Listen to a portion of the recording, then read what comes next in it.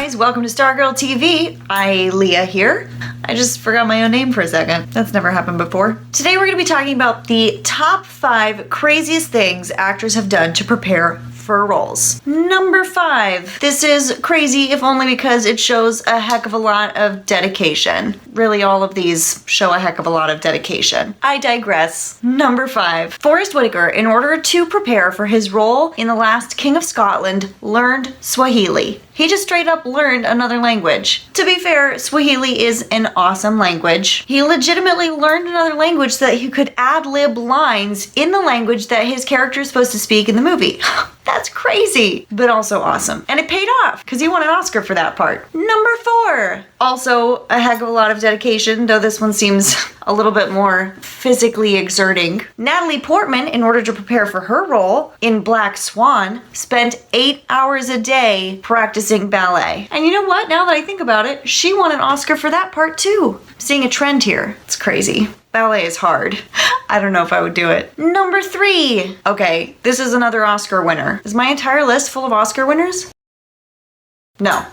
Number 3. Daniel Day-Lewis is a well-known method actor. Everybody knows that when you cast him in something, he's gonna dedicate himself to that role. When he was filming Lincoln, he signed all of his text messages with the letter A, as in, my name is Abraham, which I thought was funny, if only because Lincoln did not have a cell phone. There was no texting back then. Don't be silly. Silly Abraham. But that's not the craziest thing that he's done to prepare for a role. He's done a lot of crazy stuff, okay? It was hard to narrow it down to one, but I managed to narrow it down. He played somebody with cerebral palsy in My Left Foot, which he won an Oscar for.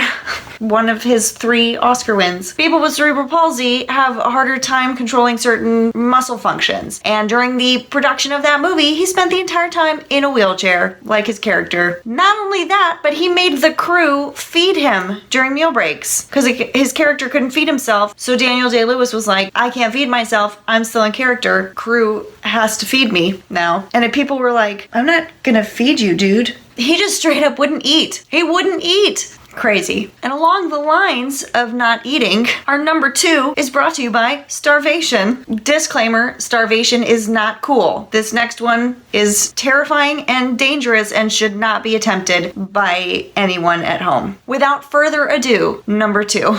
That rhymed. Christian Bale is famous for transformations for roles, and he certainly had one heck of a transformation for the movie The Machinist. Disclaimer, I haven't seen that movie because I'm afraid to, because this is what he looks like in the movie, i.e. hungry.